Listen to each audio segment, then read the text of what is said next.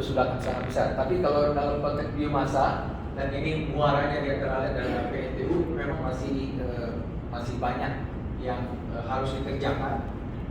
Targetnya 8,4 juta ton yang biomasa bisa tersediakan pada tahun 2025. Lanjut. Nah, supaya lebih menarik ini kita lihat yang hijau-hijau ya.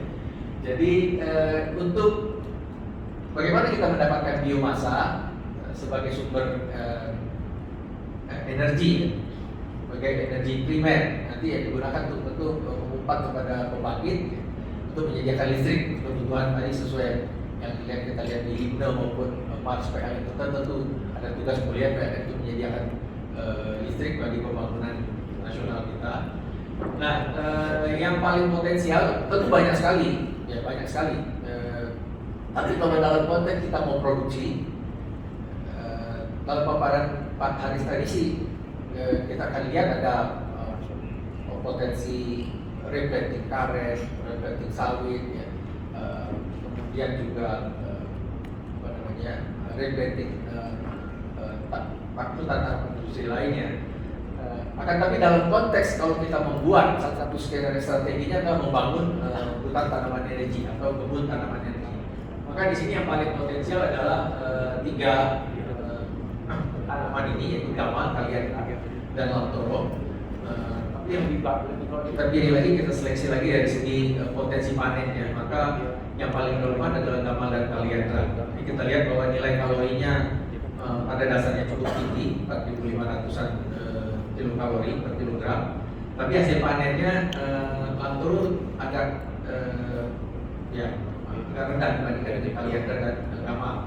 Potensinya tergantung tentu lahan, kemudian iklim dan seterusnya. Maka ini bisa besar antara 30 sampai 50 ton per hektar. Lanjut. Nah, kenapa? Karena memang tanaman kaliandra dan gamal ini fast growing dan kita bisa panen secara rutin. Ya. Jadi kalau kaliandra bahkan bisa setahun 2 kali, tapi mungkin jumlah biomasa yang terkumpul tidak cukup banyak, maka kita ambil patokan setahun sekali panen. Setahun sekali panen. Nah, ini kita lihat contoh yang kita lihat di foto ini tanaman kaliandra umur 6 bulan yang tengah itu ya. Kemudian kalau yang ini ada beberapa foto yang mengambil kaliandra yang berumur 6 bulan setelah dipanen pertama. Panen yang batang yang tengahnya, kemudian dia tumbuh kembali cabang-cabangnya. Dan ini yang kita harapkan dalam setahun berikutnya dia bisa dipanen kembali.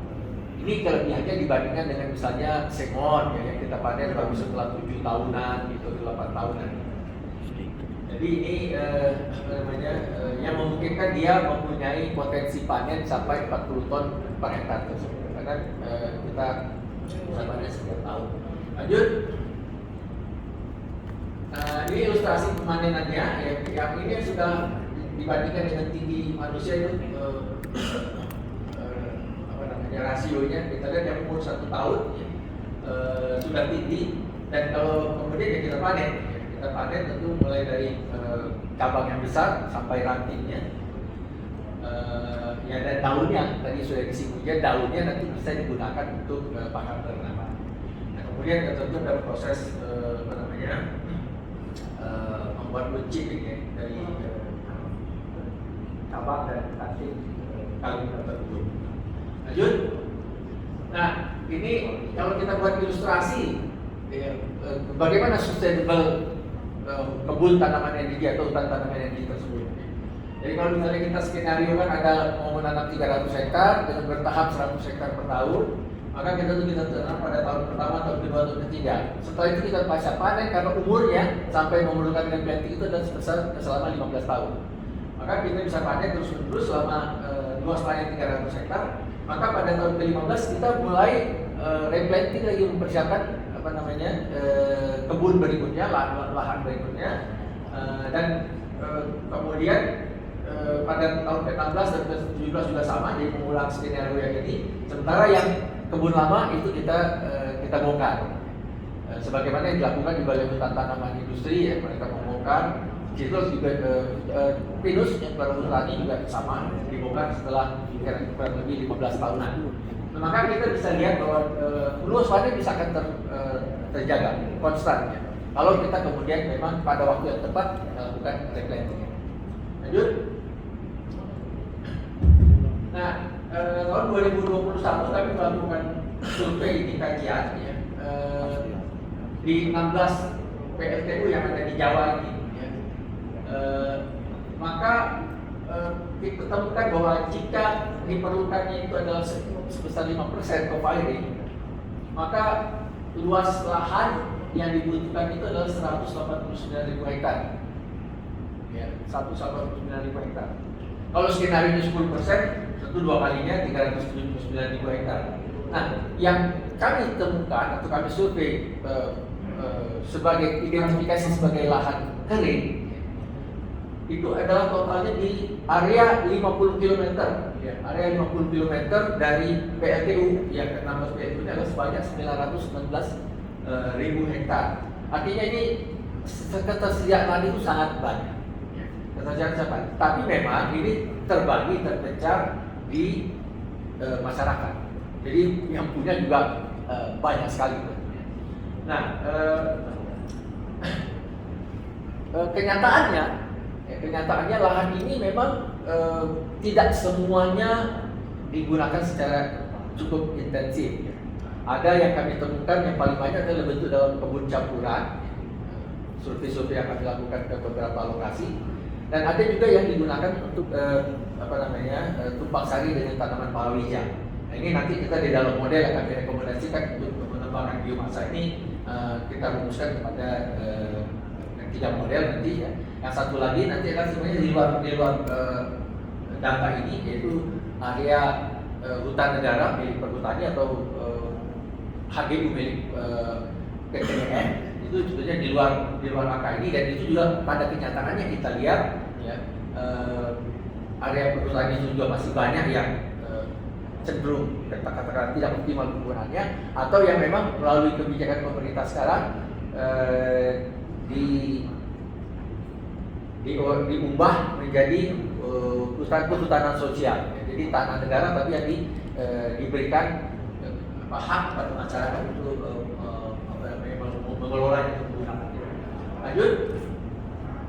Nah, ini kami sebenarnya ada dari konsep aslinya dari PLN sendiri. Bagaimana ekosistem yang diperlukan itu, maka kita lihat beberapa orang bagian atas itu ada otoritas yang mempunyai kewenangan, punya tugas untuk melakukan pembinaan dan membuat kebijakan. Tapi kita lihat beberapa peran di sini yang penting ya, di dalam konteks memproduksi biomasa dan kemudian mengolahnya sampai dia siap menjadi bahan baku co-firing.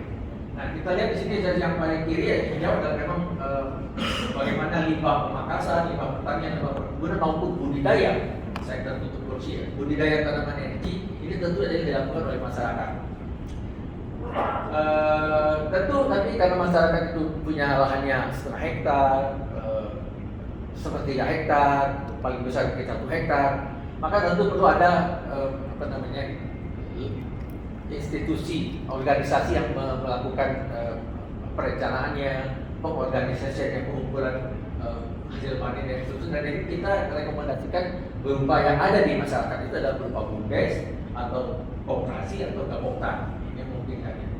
Nah, kemudian baru ada pihak lain yaitu industri pengolah yang mengolah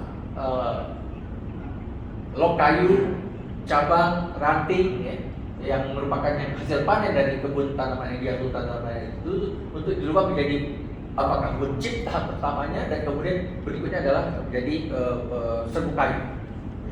Nah, ini bisa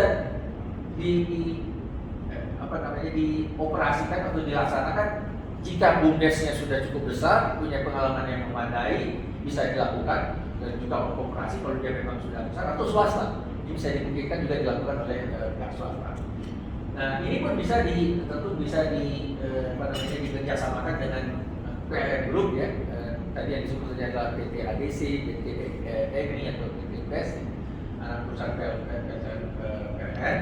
Dan dari industri pengolahan itu tentu dipasok pada PLTU yang menjalankan manajemen profiling. Dan ini tentu sangat memerlukan. Tadi ada bagian kebijakan-kebijakan yang diperlukan untuk mendukung itu, termasuk di antara insentif. Kalau tadi ada lesson learned atau benchmark yang dilakukan terhadap beberapa negara lain, sudah memang menjadi fatsunnya atau menjadi kebiasaannya di berbagai negara, green energy itu mendapatkan insentif, karena memang mereka berkontribusi untuk perbaikan lingkungan dan kepada energi seperti fosil yang berkontribusi terhadap perubahan iklim itu diberikan disinsentif. Jadi itu mekanisme yang diharapkan memang bisa diturunkan atau diwujudkan dalam bentuk kebijakan yang dikeluarkan oleh pemerintah, dalam ini adalah SDM. Lanjut. Nah, ini kami menemukan bahwa untuk memproduksi biomasa tersebut dalam bentuk hutan tanaman energi atau kebun tanaman energi ada 3 sumber lahan ya. Yang pertama kita sebut dengan hutan variatif 1 ya. Ini cocok nanti untuk tumpang sari, artinya tanaman energi ditanam bersamaan dengan tanaman palawija. Karena memang masyarakat itu juga ada yang perlu yang lebih cepat panennya, bahkan 3 bulanan gitu ya, 4 bulanan. Ya, diperlukan memang untuk pasar yang ready gitu ya. Maka jagung contohnya begitu ya, yang mereka budidayakan di sana. Kemudian tipe kedua adalah ini kebun campuran, tabungan mereka tanam pohon, yang lain-lainnya adalah bermacam-macam, tidak perlu diurus, tidak perlu dirawat, tapi mereka pada waktu tertentu mereka memerlukan yang cukup besar ya mereka tebang pohon-pohon mereka. Jadi kita sebut dengan hutan rakyat tipe 2. Nah, yang ketiga adalah yang peluang yang cukup besar. Ini kami berdasarkan koordinasi kami dengan Perhutani juga. Perhutani melakukan peremajaan lahan pinusnya untuk wilayah di Cilacap, ya, Banyumas Barat itu ada 500 hektar per tahun mereka melakukan peremajaan. Ini berlaku juga pada wilayah perhutani yang lain. Karena itu kita lihat bahwa dengan jarak tanam yang cukup lebar untuk tanaman pinus itu, maka di antara tanaman pinus itu juga sangat berpotensi kita melaksanakan tumpang sari menanam tanaman energi. Lanjut. Nah, karena itu ini 3 modelnya. Yang pertama lahan kebun berladang dengan pola tanam aligropik untuk tanaman lorok. Kemudian yang kedua lahan hutan rakyat dengan pola tanaman enrichment, ya enrichment planting itu tanam pengayaan. Artinya kita lihat nanti yang potensial sebagai seperti sengon misalnya, pohon itu kita jarakkan, ya. Kita lihat kenyataannya di lapangan kita jarakkan dan kemudian untuk supaya sengonnya tumbuh dengan baik juga, ya, maka kita diantaranya kita rekomendasikan untuk ditanam tanaman jamak atau kalian. Yang ketiga adalah perhutani, peremajaan tanaman pinus dan pola tanam enrichment planting.